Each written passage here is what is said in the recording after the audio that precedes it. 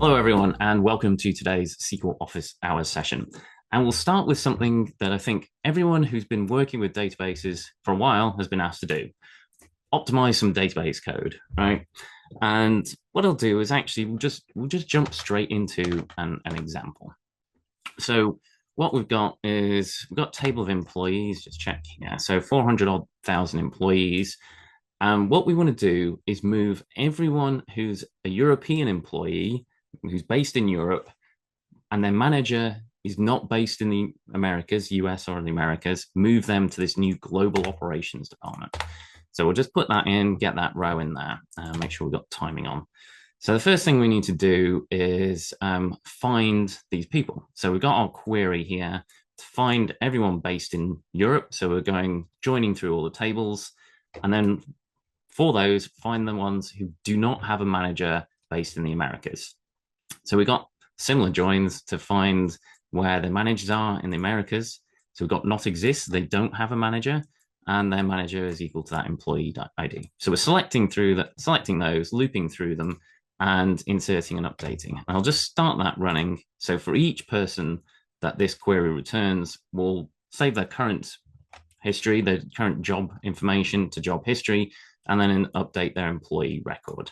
So that took a little while. So seven and a bit seconds. You hopefully see down the bottom left of the screen. It's not too long, but let's say, we can't have one that lasts 7 minutes or 7 hours or something because that's boring and we can't manageable. But let's say we've been asked to optimize this. So what's going on here? So what do we need to do? Well, there's a few things here. The kind of template for what we've got here is we've got a big SQL query, and I mean massive as in physically large. It's got lots of parts to it. It's long, which can quite often happen with SQL. We're looping through the results of that, and we're running some DML statements. So what we want to do is improve this, and there's a few things we're going to do to that. First up, this SQL query, make it a bit more readable and manageable rather than just have something that's pages and pages long. Next, question is, well, how do we actually make that query faster? And finally, how do we make these DML statements faster as well? So we're going to look at three kind of ways to address these. First up is refactoring SQL statements, so restructuring them to be easier to manage. Next, to actually see what SQL is doing and optimize it, we need to understand its plan. So we'll look at some details on how to do that. Finally, when it comes to writing data in particular, but SQL generally, we want to have one statement that processes all the data as much as possible. So we'll jump into that. So hi, everyone. I'm Chris Saxon. I'm part of Gerald Wenzel's app dev team here in Oracle. I'm here to help you get the best out of Oracle database and hopefully have some fun whilst doing that. So with that in mind, as I say, we'll look at how we can use these tools to help you write better SQL that's easier to manage, but also faster and more optimal, runs better. If you want to just kind of learn SQL generally and improve your SQL skills, over on Oracle Dev Gym, we've got some cool little quizzes. One is, we call it Squizzle. It's like SQL Wordle, guess the SQL statement. So here's today's. We've got a bunch of blanks, something, something, something, and the end is Stockholm's Banco. And then you've got to pick from these SQL fragments to complete the SQL statement. So like I say, it's a bit like SQL Wordle. Pick those and try and guess the solution to find out what the SQL statement is. There's a new one every day for you to guess. A new quiz as well that we're demoing on DevGym at the moment is we're calling Speed SQL. So you'll have 90 seconds and 20 statements. And for each statement, part of it's missing. So we've got update winter, set end date, blah, blah, blah, question mark, question mark, question mark. What goes in those question marks? Is it group by, where, start, restart, or split? So you pick it, next one will come up. You've got 20 to get through, fast as possible. Try and see if you can solve them all in 90 seconds. Like I say, it's speed SQL, essence on speed. Finally, if you actually want to learn SQL and understand the structure a bit, we've got some free SQL courses on Oracle Dev Gym. Starting with databases for developers foundations. So today's session, I'm going to assume you actually know how to write some SQL and been using it for a little while. If you're really starting with the absolute basics, you can check those courses out and try those out. So That's if you want some fun things to help you learn SQL and need to get started. Let's jump into the topics today and start with refactoring SQL and see how we can actually do that. Now, before we jump into actually doing this, the question here is, well, what is refactoring? Think about what refactoring actually means. So I found this quote from Sonar Source on a website, which I think is a quite good summary. So it's in software, it's a process of improving the internal structure or design of existing code without changing its external behavior. The aim of refactoring is to make the code easier to understand, modify, and maintain, while also reducing the risk of introducing bugs. So that's and the idea. The basic concept is make your code generally easier to manage. So question here is, we have our code, we have our query and our loop and our DML statements. How do we refactor this? Now, there's lots of refactoring techniques, but one of the most common generally is what's called composing methods. And again, from Sonar Source, the quote from Sonar Source here is, it's splitting a method into smaller, more specific parts. They can improve the maintainability and readability of their code. So the idea is you've got some function, a formula or a piece of logic, rather than having one giant method or functional procedure with lots of different logic embedded into it, you find the smallest piece of logic and extract it out into its own function, procedure, and so on. So one way we could refactor the code we had before, so we've got our SQL query and our DML statements. What we could do is create procedures or functions to do each one of these things. So for our massive SQL query, we could have a getRows function, which returns the ref cursor, turn our DML statements into an insert statement, an update to DML, whatever it is, and loop through those. The idea behind this then is each of these are then smaller reusable components. So insert data just inserts their rows. We can test it in isolation, make sure it works, and then use it here, but also use it in other code as well.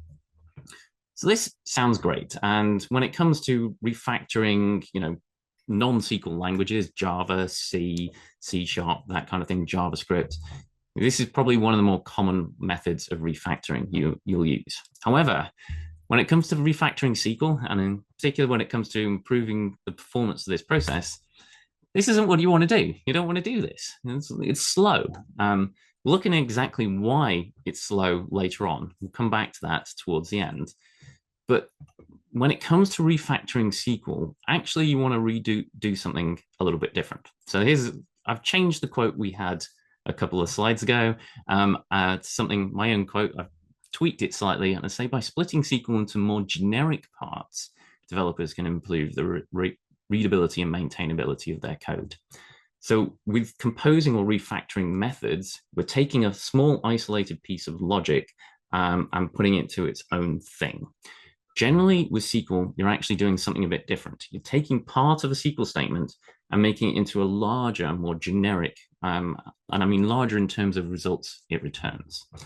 So how can we do this? Well, there's several tools, but the three key tools I'll look at today are the with clause. So these are named subqueries. You might also heard this called common table expressions, CTEs, or subquery factoring. There's quite a few names for it. But principally, it starts with, which is why it's quite often called the with clause. Then there are views, and these just save the text of a SQL query, a SQL statement. So you can then abstract that away and just reuse that by accessing the view. Finally, new kid on the block, most recent addition are SQL macros. So these are something which are specific to Oracle database, and they were introduced they were originally introduced in 21C, but they were backported to 19C. And the key thing here is they return a query template. So how do we use these? Well, how do these work? Well, let's start with the with clause. So we start with, and we give the subquery a name. So first query, I got our select statement in there. We can then build up a chain of these named subqueries. So we have a comma separated list of what they are. So we have our first query, we can have our second query. It can refer to the first query. You can refer to ones higher up or defined before it in the with clause. or it could be a standalone query in its own right. And then finally, at the end, we select from one of these named queries. So we've got our second query like this. So why do we do this? What's the advantage? Well, first up, it can help impose some logical order on your SQL statement. So we can break it up into ways that is easier for us to read and understand. Now notice I say logical order. This is nothing, doesn't affect or has limited effect on how the database will actually process it. This is purely or largely for convenience to help other developers and yourself, other developers includes yourself in the future, right? To read and understand it. So impose a logical structure on the query, which can make it just easier to read and understand. However, the drawback to this is they are local to that particular query, right? And let's say this first query is a common set of joins or a table with a where clause to find the active rows. And it's something we want to use in lots of different places. We don't just want to use it in this particular SQL statement. That common set of joins we want to access many times in different SQL statements. How can we do that? Well, common way to do that, and a way that's been around pretty much forever as far as I know, is to create a view. So create our saved query. That is a standalone object, and then we reference it like a regular table. As far as other people concerned, it could actually be a table, right? They don't necessarily need to know that it is in fact a view. You use it and read to access it in exactly the same way. The advantage this has over our with clause common table expressions is it is reusable. Like different SQL statements can then access and use this. Like say, if this is some common functionality, common set of joins that people want to use. However, there is a big drawback, which many of you may be familiar with, and that is you cannot parameterize them. Let's say we've got a where clause where column equals some value, and you want to dynamically change what that value is in the query in the view, right? You can't pass those as parameters to the view, which does limit their options where you can actually use them. It's particularly a problem for grouping queries. You're grouping by counting things per department, answers per quiz, something like that. But you need to add a where clause to filter the rows before you group. Because you filter before you group, you need to push that into the where clause, and you can't do that with the view. So like I say, in Oracle database, we have added SQL macros, which is one way you can solve this. So SQL macros essentially return a query template, and you create a function, a bit like a PL SQL function. Now, the thing to notice here, I've got the select in quotes, it returns a string, all right? And what happens is at parse time, the database turns that string when you call it. So we call it like a regular table. Database takes that string and essentially pastes it into that select statement. All right. So that is a very high level overview of what macros are. And like views, they are reusable. So this is a standalone object. We can use it in lots of different queries. However, unlike views, we can pass parameters to them. So we can create parameterized views in effect with these SQL macros, table macros, excuse me. And say, well, I'll jump into a demo, we'll look at these in a bit more detail. But if you want to know a lot more of the details, I've talked about this quite a bit before. So we've got the right powerful SQL that's easy to maintain database world presentation. Look out for that if you want to see that. And I go into a lot more detail about how these actually work. So those are kind of three of the most common tools or more powerful tools we can use to refactor SQL. But the question is, well, we've all seen code, or at least if you've been around as long as I have, you've seen code, which is SQL, which is pages long, which doesn't make any use of these. And it's like, well, why don't people use these? Why aren't these more common? Why aren't they actually more widely used? Well, I think it comes down to what that means, the more generic aspect of them. So let's say we've got our complex query and we decide we want to refactor it by breaking it up into views. So we can create a couple of views. So we got two, like a set of joins will be view one and a separate set of joins will be view two, something like that. And then overall, the final query will join those together. This is just one example. There are, of course, lots of other ways we could split this up. We can have a hierarchy of views on top of each other and things like that. So the challenge with this is these views, as I say, generally are more generic things than the original query. That's quite likely that they will actually return more data than your original query, or at least it returns a subset of the data from your original query, and it's not necessarily clear how they relate. You know what results you want from the final query, but what results do you want from the intermediate query? It's not always that obvious or clear how they should actually work. This makes them a little bit harder to reason about.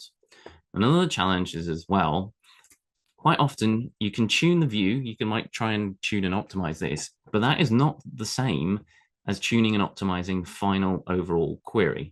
And again, I think many people who've been around for a while have experienced queries of hierarchies of views, and performance has been horrible because they've been misused in some way or another. And again, this differs from like composing non-SQL code.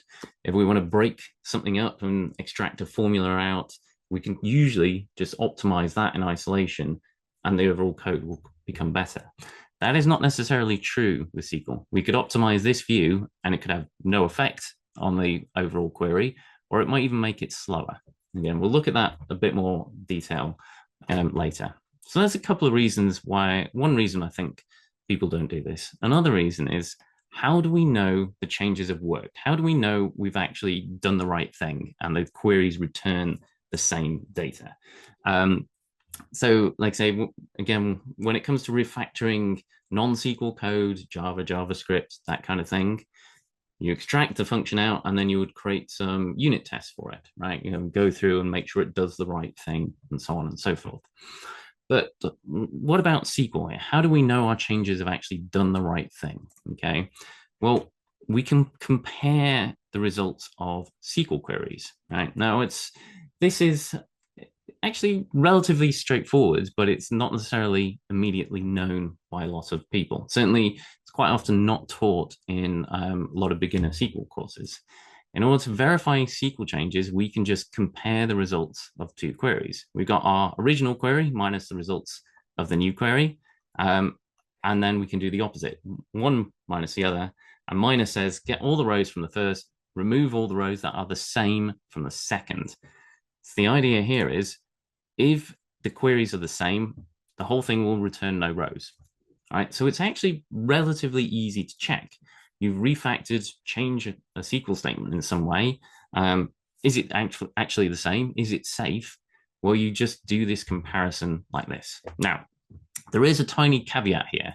Like I say, if they are the same, you'll get no rows returned. However, just because you get no rows returned doesn't necessarily guarantee they are the same query or they are equivalent queries. The trivial or simple example of this, let's say all the tables have no rows in them, right? So none of these queries return any data whatsoever. So nothing, complex query returns no rows, views return no rows. Well, obviously then the difference from them is also going to return no rows, right? So just because it returns no rows doesn't necessarily mean they're the same, but provided you've got your data to cover all the possible use cases, which again, quite often you are, if you're starting with an original query, you'll have your data set with all the edge cases and things on it to try out. You can check and verify that. Now, again, there are actually lots of details and things to be aware of when it comes to comparing two tables or the results of queries with SQL. I dived into that a little while ago, towards the end of last year now, I think, in the office hours session a little while ago. So there are various nuances and things to be aware of when it comes to do that. But principally, we can just compare two queries relatively straightforwardly and see if they return the same results. So at this point, we've kind of walked through our process, common table expressions, views, SQL macros, check they do the right thing. Let's put these into action with a demo that we had a second ago. So here's what we had before. So we want to basically refactor this SQL statement. So start off with, I'll just reset everything. So we had a massive table. I'm just going to shrink the data set back down to 100 employees just to make things a little bit easier to manage. Okay. So if you do have any questions or comments at this point, say feel free to put them in the QA, and I'll pick them up as we go along. So I say, what we want to do, this query is pretty large, right? It basically covers the entire screen. Now, one of the things as you start to look at it, so first up, we're finding all the employees based in Europe. So we go from employees through to regions. We then want to find employees based in the Americas. So from employees through to regions, where the region is America. The Americas. These joins are the same, right? We're duplicating code here, which, is generally a bad programming principle. You don't repeat yourself, do things just once. So one thing we can do is take these joins and define them once in a with clause, common table expression, CTE. So we name it, we say, here are our joins. Now, one of the things you'll notice is both the employees and the departments table have a manager ID column on there. So we do need to alias them in the subquery. So you might need to watch for things like that there. I've used the using clause here because that automatically deduplicates these column names. So we only get one copy of it. So we don't need to do e dot department ID. We can just use that unaliased. So we've got our common table expression, and then we can refer to it down here. So the big advantage now is we've defined this once. But we need to change these joins. Maybe one of them needs to be an outer join, something like that. Maybe we want to change the criteria somehow or another. We can just do it once, do it in one place. And then overall, hopefully, this makes our query a little bit easier to read and understand as well. I mean, it still covers most of the screen, right? So whether it is easier to understand is perhaps a little bit debatable. But you can see now for our final select, we're just saying from the employee regions, find the employees based in Europe, and there doesn't exist a manager that is based in America. So personally, I think this is a little bit easier to read and understand. Like I said, we imposed some logical order and we deduplicated those joins, but you may or may not agree. So there we go. We've got our query and we get our 29 people meeting that condition. So like I say, that's still quite large. So one of the other things we could do is this common table expression, we could refactor all of that into a view. So we can create our view employee regions. So here's all our joins, and I've listed various columns out that we might want to do for those. So now we've created our view. Created our view, just check it did actually work. And yeah, we've got our employees back from our view there as well. So now our original query, now you notice I've given the view the same name as the common table expression. The CTE, the with clause, does take priority because it is local to the SQL statement. So here we are in fact using this common table expression, but if I want, I can just delete that. It's gone, and now it is using the views. So now we're looking at something that's just a bit easier to see and understand, right? And that is how to, it fits in a few lines, and it's just easier to kind of follow the logic, or at least I think it is, right? But the big question is it the same? Does it actually produce the same results? Well, let's compare and find out. Now, there are a couple of ways, a few ways we can compare tables. I'm going to use a slightly different method than we had before. So here's our new query, and then I'm going to union it with our original query. So basically, employee ID is the primary key. We're going to have 2 rows per employee, we should have 2 rows per employee, let's put it that way. One from the new query, one from the old. We're going to group by the columns, and if these values are identical, we'll have 2 rows and a count of 2.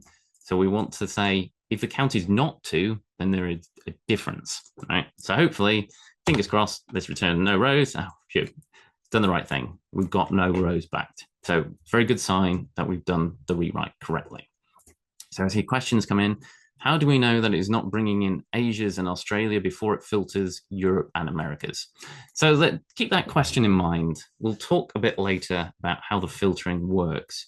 At the moment, we're just thinking logically about how we want to structure and manage this query, right? Just make it something that's a bit easier to read and understand.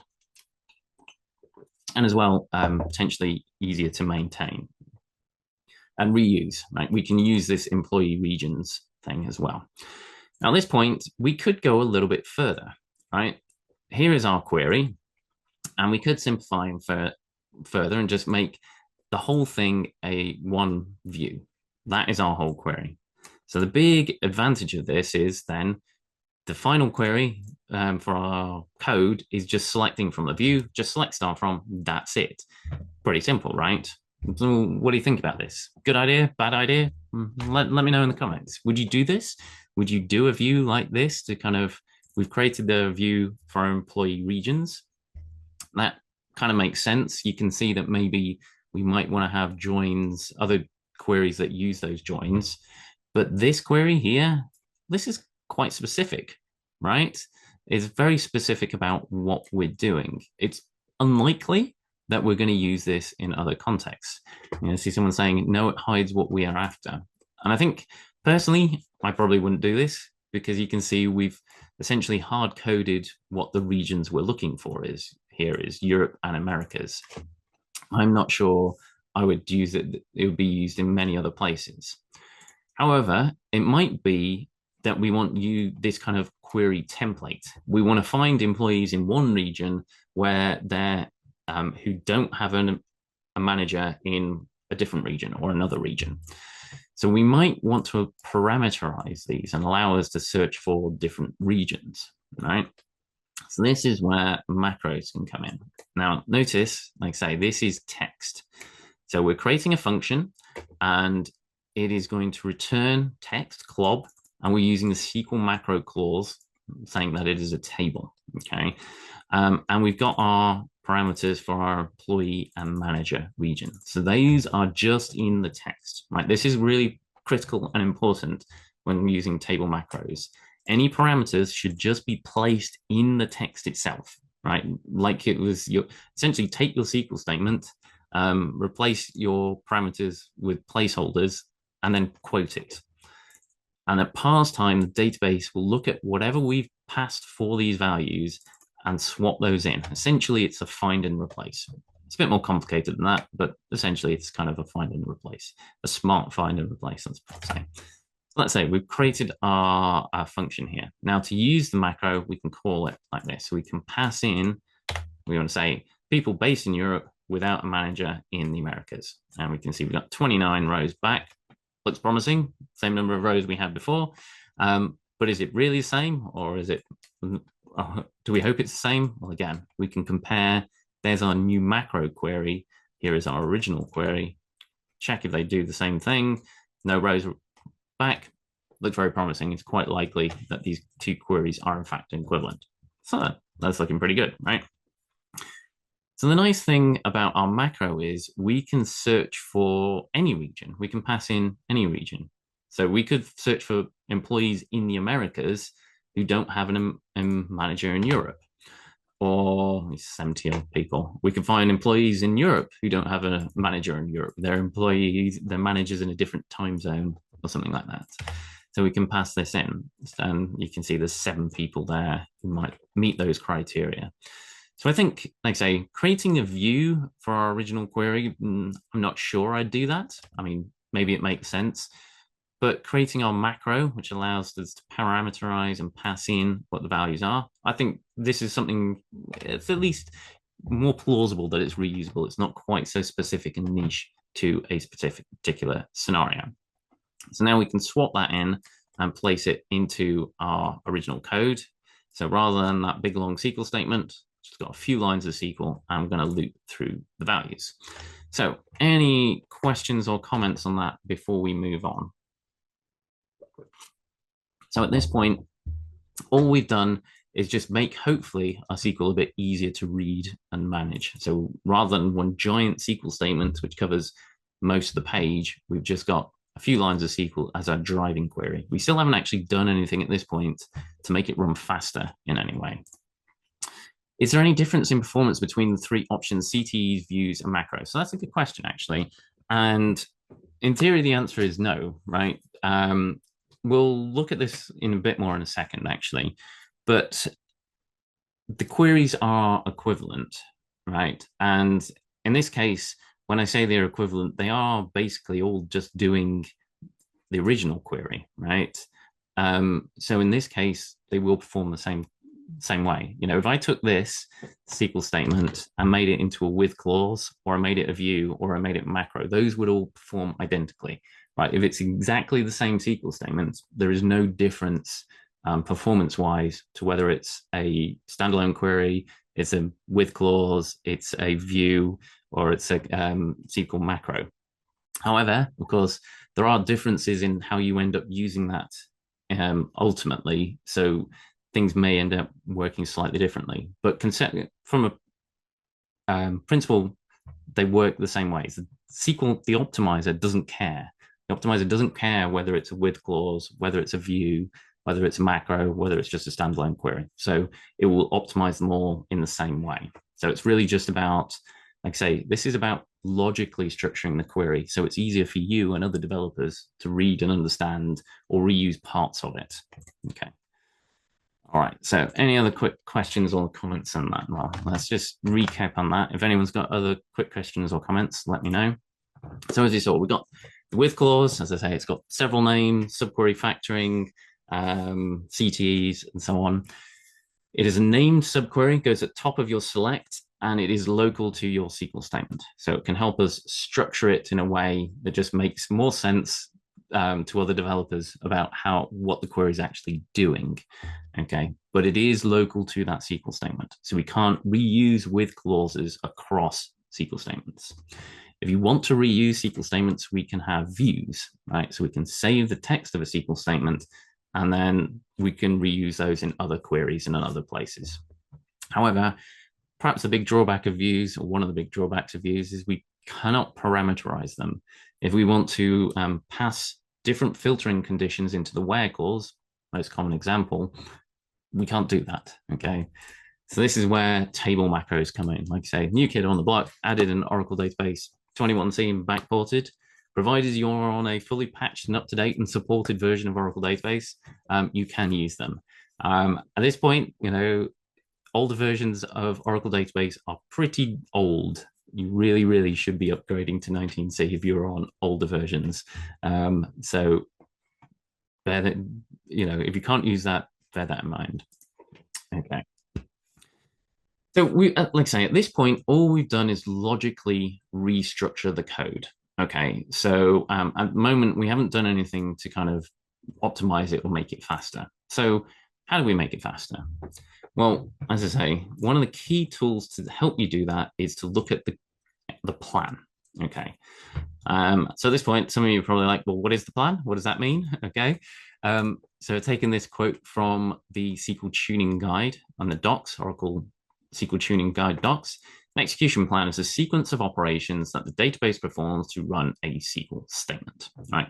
Basically, this is the actual order it does things when it runs the SQL statement, which tables it accesses, in which order, how it joins them, and so on. This can be completely different to the logical order, as we will see in a second. So let's take a relatively simple SQL statement, just a 3-table join like this. So the plan is a tree, okay? A data tree, not a physical, you know, real tree that might grow in your garden or something like that. A data tree, and for some reason, data trees always, the roots are at the top rather than the bottom. But anyway, so the top operation, we start at the top of the tree, even though it's the root. Okay, that's just the way it works. And this is a computer science term. It's not a database term. This is a general computer science thing. So we start at the top. We've got the root. And what actually happens here? What order does the database then traverse this tree? Well, it starts at the top. And for each one, it goes, okay, looks and asks for its children. Have I got any children? And if so, it goes down and keeps going down until it hits the first child. So we start this one here, and it will go all the way down to the right till we hit the first leaf. So the first thing that returns data is this operation on the bottom right here. So this is the first data returning operation. It passes the data up to the next thing above it. That will ask, have I got any more children? Yep, it does. So we need to get the data from that. So we'll get that data, pass that back up to this. It's probably a join. You notice I haven't actually labeled anything here, but we don't need to label anything in terms of what tables are to understand the order of operations. We are just doing a depth first search of the tree. Go down to the leaf and then back up and then down to the next leaf. Got those, no more children, pass that up to the next operation here. Final leaf, final thing we haven't done, get the data from that, pass them up here, and then finally up to this, and then up to whatever that is. So return the data. So one of the things you'll notice here, so this tree I've generated using the Oracle SQL Developer VS Code extension. That's what the demo's been in. And you'll notice it's nicely labeled which order the operations are, at least in terms of which order we return data. So the first one on the bottom right there is number 1, then go up to 3 to ask for the data from 2, pass that up, and so on and so forth. So this is just kind of the basic principles here. Look at the tree and then traverse it using depth first search. There are lots of more complications and caveats to this. You know, nothing's ever simple, right? If you want to really dive more into the details, again, I've had a SQL office analyst on this quite a while ago now on how to read and explain plans, looking at more details in lots of different ways. Okay, but principally, lots of plans will follow this kind of shape, and that's how we follow them. So at this point, we go, all right, we can follow the plan, but how does that help, right? What good does that do us? Well, there's a few questions that we should ask when looking at the plan and say, is this the right plan? First up, is it joining the tables small to large? Is that table that we've accessed on the bottom right first, is that the smallest table? Okay.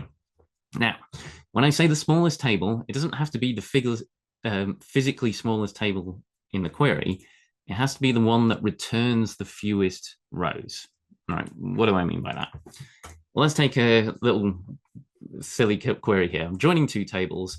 We've got a 10 billion row table, and we're joining it to a 10,000 row table. Which table is, there's no where clause. So basically, we're going to get all the rows from both tables and then return the join of them. So which table do we want to access first? Should we access first? Well, the smaller table, 10,000 row table, right? It's a million times smaller. We want to read the 10,000 row table first and then join to the 10 billion row table. All right. That's hopefully reasonably clear. All right. Let's change the query. Let's add a primary key lookup. We are getting 1 row. You know, we're searching the billion row table by primary key. So we know we're only going to get 1 row from it. Well, we might get none, but we're going to get at most 1 row from this billion row table, right? So in terms of rows returned, the billion row table is the smallest, right? So we actually want to access the billion row table first because it returns the fewest rows, okay? Then join that to the 10,000 row table, okay? So then the next question here is, okay, we're returning the data from getting the table that returns the fewest rows first. That should be the first one we access. Is the first one we've accessed really the smallest, right? So when generating the plan, the optimizer makes essentially an educated guess about what it knows using the table statistics and says, which table do I think is going to be smallest? When there's no where clause, that's pretty straightforward. And when we're searching by primary key, again, that's pretty straightforward, right? It's everything or just one. But what if it's just some random column on the table, right? We're getting all the rows from the billion row table where some column equals some value. Well, how many rows that's going to return? I don't know, right? So the optimizer estimates. So the big question here is the optimizer's estimate accurate? Has it accurately guessed or estimated how many rows we're going to get from this table? And, you know, it's like I say, if it's wrong, and particularly if it's wrong by orders of magnitude, that is a good sign or a good chance that there's a better plan available. Okay, so Is it starting with what the optimizer thinks is the smallest table? And is that really the table that returns the fewest rows? Next question is, if we are accessing a few rows, are we doing that? Or is the optimizer doing that using an index, right? And we only want to do this if it's returning a few rows. Okay, if it returns lots and lots of rows, we still actually want to use full table scan. So at this point, let's jump back to the demo and look at this in practice. Okay, so that's where we were before. So let's start with our three table join that we had before. So just check the query actually works. We get some data. So we'll get the plan for it. And the plan some of you may be familiar with is this kind of text-based plan. So this is generated by DBMS Xplan, and the root at the top is the root, and then we work our way down, and this topmost is the first operation. So with three tables, it's not too reasonably easy, hopefully. Well, with a bit of practice, it's reasonably easy to figure out what's going on. But it can still be a bit tricky. Essentially, the plan that we had before, we kind of want to rotate it around. We want to pivot it on this select statement, which it can be tricky to do in your mind, particularly with really large SQL statements. So luckily, the VS Code extension for Oracle SQL Developer has this up in the top left. Hopefully you can see this diagram view button, and it converts it into the diagram. I'll just make that fit on the page so we can see we get our plan like this. So what's it doing? It's going down. So this is what I just walked through a couple of seconds ago, actually. We can click on that. That first thing is our regions table. Then it passes those up to a hash join. And next we've got our countries table.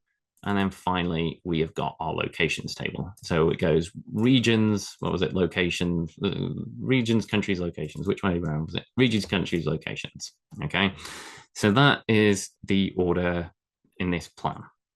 So let's look at the plan for our query. So let's just take a subset of our query. Let's just focus on finding the employees based in Europe. So again, let's just bring up the plan for that. We will get our text-based plan like this, and we can see what's going on here. So the question here is, what is it going to do first, right? Is it going to start with employees? Is it going to start with regions? What do we think? Well, it will start with some other table in the middle here. Who knows, right? Well, we're filtering by region. Hopefully there's only one region called Europe. It might be a bit of a problem if there's multiple regions called Europe. So hopefully that is the first one. So like I say, let's look at the plan.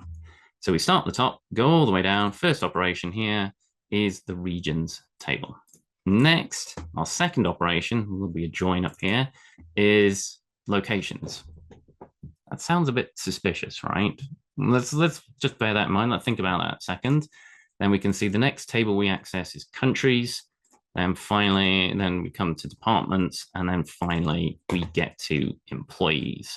Okay, so that's the order we were looking at those tables there. But that's a bit weird, right? We have a regions, and then we go location, countries, and then we go locations. How did it go? It went regions, locations, really?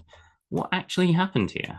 Well, let's just break this out, and I'll move back to the text plan. It'll just be a bit easier so we can fit everything on one page. So the first thing we're doing at the top, full scan of regions. So this is the first thing we're doing. Notice we're essentially doing the from and the where clause in one operation. How do I know we're doing that? Well, look at this little asterisk next to the 5. If we scroll down to the predicate information, you can see 5 filter regions. So we know we are doing that thing at that operation. This filter here as part of the full scan of regions.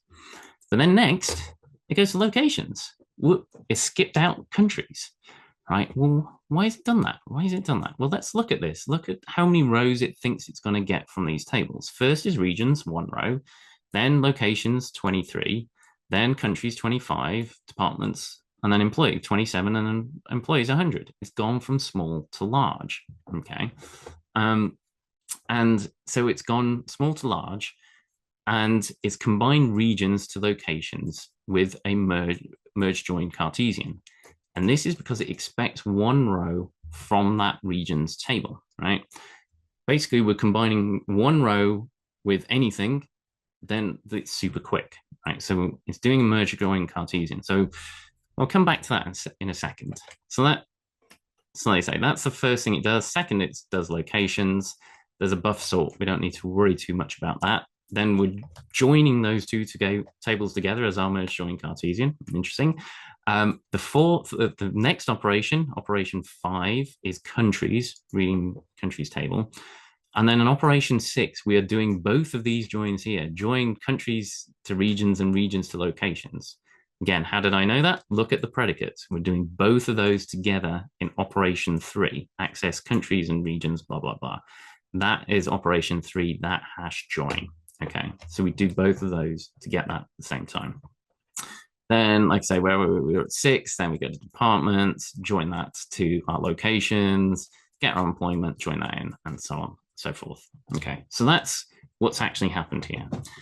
So at this point is let's think about this merge join Cartesian a bit more. Like I say, this is good as long as this really does return one row, right? If we're getting any more than one row from the regions table, even if it's just like 2 or 3, this very, very quickly becomes catastrophically bad, because basically we're getting every row from that regions table is being combined with every row from the locations table. We're getting the Cartesian product, multiplying them very quickly leads to large data sets. So the big question here is are we really only getting one row from the regions table? Right. So in order to do that, I will do this, gather plan. We need to gather plan statistics. So we can do that. There's a hint for that as well. So this captures how many rows were actually processed at each operation in the plan. So let's run that, and we get the plan like this, and we can say merge join Cartesian, expected one row. So we E rows, expected rows, A rows, actual rows. Are they the same? Roughly the same. And we can see actually, so expected 1, got 1. Expected 23, got 23. So on. Departments, expected 27, got 28. Why is there 1 extra? Well, remember what we did right at the beginning? We inserted another row. And the database, we haven't told the database about our global operations department yet. So it's not in the stats. So actually, these things are all, those estimates are all bang on, more or less. So it is the right plan given the structures that we have here. So in this thing, well, we're getting 1 row from regions. I said we want to access few rows via an index. So let's try create an index on that. Does that make a difference? And we can get our query here. And not really, right? All it means is instead of a full scan of regions, we're just doing an index range scan. Otherwise, everything else is basically the same. Now, at this point, we might be asking, okay, these estimates and so on are correct. But if we look at our hash joins at the top, okay, the estimates are roughly accurate, but we've gone from, 25 odd rows down to 5, or 27 rows, again, down to, or 9 or 4, I should say. Should we really doing full scans there? Maybe we need indexes on all of those, right? What impact does that have? So let's get the plan there. So I've just created indexes on all the join columns, essentially. And we can get our plan here. So first thing, check again, are the estimates roughly equal to the actuals? Now, the thing to notice now is we're actually reading the rows, the tables in the correct order, as in the order you might expect based on the query, going regions, countries, locations. We're not bypassing that table in the middle. Estimates equal to actuals, 1 equals 1, yeah. 5 roughly 2 equal 8, that's pretty close. Locations. Estimated 1 row, get 23. That's okay. That's a bit of a mismatch here. And this is something we might want to look at if we need to optimize this query further, because we've significantly underestimated how many rows we'd get. We're getting a lot more than we expected. So maybe that might be something to look at in the future. Look at some of these other ones. We can see departments, estimated 1, got 4. But key thing to note here is we actually now need to bear in mind this starts column. We ask, is the starts times the estimate roughly equal to the actual? And in that case, 9 times 1 is 9, it's close to 4. 9 times 4 is 36. Oh, we're off by a factor of 9 there. And with this thing here, 4 times 10 is 40. So we're roughly equal to those. So we're kind of in the right ballpark-ish, but some of these are a little bit over. Okay. At this point, I'm going to load some more data up.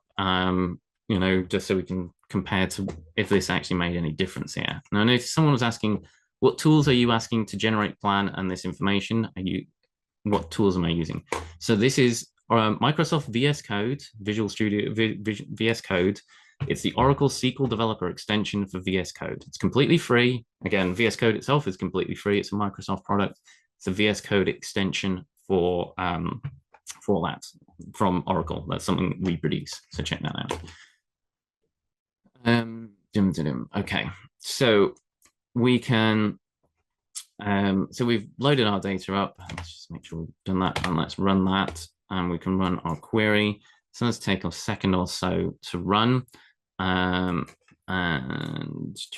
there we go, runs away. And oh, okay, interesting. It's actually taken longer. It was taking what, 5 or 6 seconds before, and we've gone up to 11 and a half seconds. 11? Why is it taking so much longer? That doesn't seem right.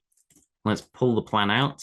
So I've already run this query. I know its SQL ID is this. So I'm going to just pull its plan out there. And we look at estimates and actuals.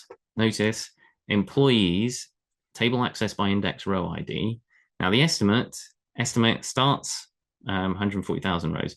We're getting 147,000 rows via an index, and it's about a third of the table, nearly. That is a lot of the rows to get via an index. So maybe we don't actually want to use an index in this case. Let's just try getting rid of that. Let's run the process again and see what happens here.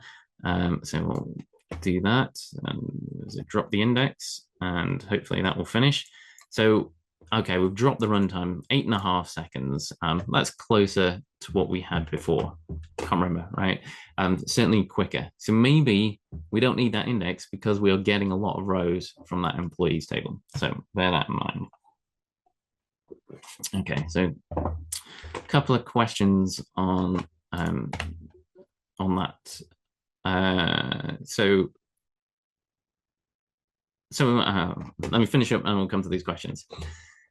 So like I say, we're kind of back to where we were. We haven't really improved the performance at all. We've restructured it, we've created some indexes, but that hasn't really made a difference. So why hasn't it not made a difference?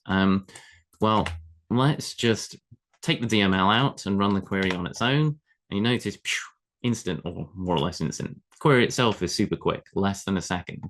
The problem isn't the query. The problem is the DML inside the query. So we'll come back to that next. So is it possible to see the explain plan diagram for a plan already executed in the database? Yes. So if you see, I'm using this display cursor to get the SQL ID. To pull that out, if you find the SQL ID for the SQL statement, you can get the plan. So if that's your question, that's the way to do it. You need to look up the SQL ID for it and then pull the plan out. Is there an option to enable the explain plan for the query? You have to ask to explain the plan. I'm not sure what you're asking there. If you could expand on that, that would help. In the cases where the hash joins and nested loops respectively, which join type is better to use in which specific cases? That's a big question. We'll come back to that at the end. The graphical version of it. Okay, the graphical version of this plan. I don't think the VS Code extension supports that at the moment, but hopefully that will come one day. The old SQL Developer auto trace tool does show that. So hopefully they're producing lots of improvements for this VS Code. It's quite new, so hopefully that will come soon. Okay. All right. So the question is, how do we fix this DML? So let's move on and just recap on that. So looking at the plan, when we're looking at the table order, it's a depth first search. So turn it into a tree, depth first search, the rightmost one at the bottom, or the topmost one if you've got the text plan. And you want to start with the table that returns the fewest rows first, Looking at the estimates, is it really the fewest? Look at the estimates. Is that roughly equal to the actual number of rows processed? And you need to multiply it by the starts. If there's a big difference here, you need to look at the stats for those tables. And again, there's lots to talk about that, but very quickly, just look at the underlying stats. Are they up to date? Finally, when it comes to using indexes, you want to use an index if you really are getting just a few rows from the table, right? If you're getting many rows, then a full table scan is in fact the best option there. Okay. All right. So we tried some stuff to optimize it, but it didn't make any difference. So how do we really make this faster, right? Well, let's go back to our thing here. I'd say one way we could have refactored this is to create functions or procedures to do each of these individual things.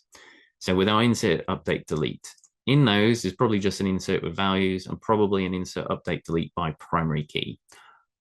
Probably by primary key. All these operations are super fast, and there is very, very little you can do to make them faster. Okay. If you're inserting a single row insert, and in updates and deletes by primary key are fast, you have very few options to make them faster. So what do we do here? How do we make them faster? Well, rather than running them lots of times, we want to have one statement as much as possible that processes all the data. What do I mean by that? Well, we've got our code like this. We're looping through the rows from our big query.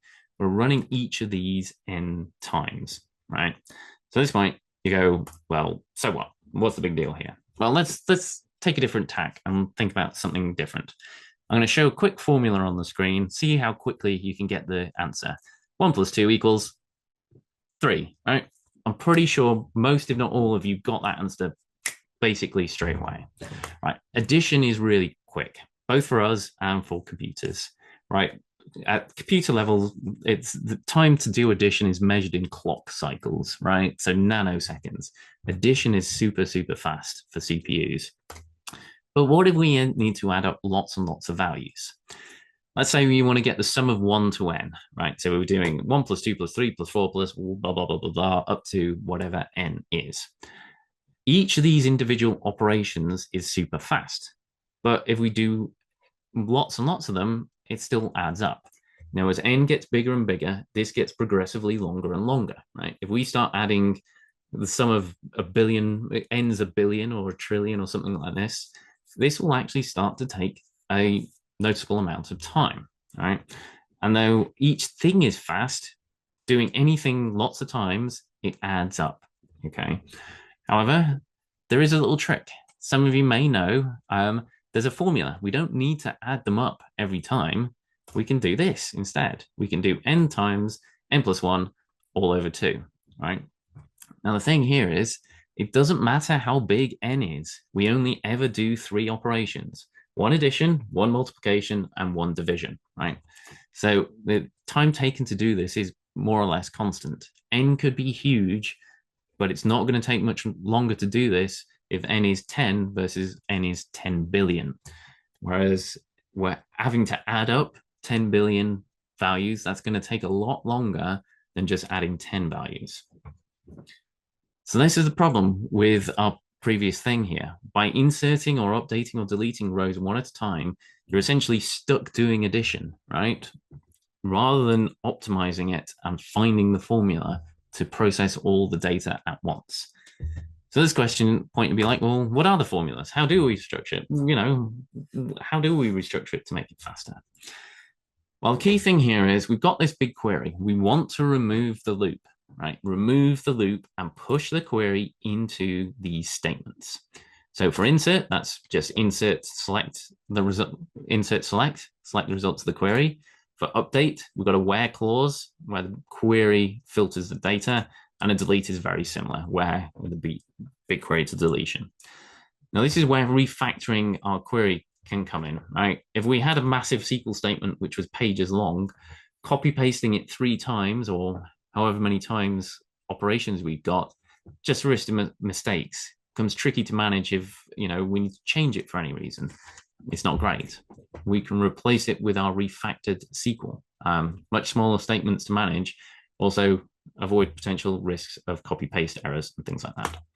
So at this point, I'm going to jump into a final demo and we'll run that. So first thing I'll do actually is just compare, show what impact loading all the data at once versus running it one at a time. So 250,000 rows, insert them one at a time versus inserting all 250,000 in one go. And same for updates and deletes. And if we look at the code, you can see that, for our inserts, we've got our loop, add them one at a time, or just insert select, load those all in one go. Or with our update, we can loop, update them one at a time, or we can have a where clause to change them all at once. Similarly for delete's a bit like update, delete them one at a time, or change them all at once in one go. How much difference does that make? Well, we can see for our inserts, we went from, so this is 666, interesting.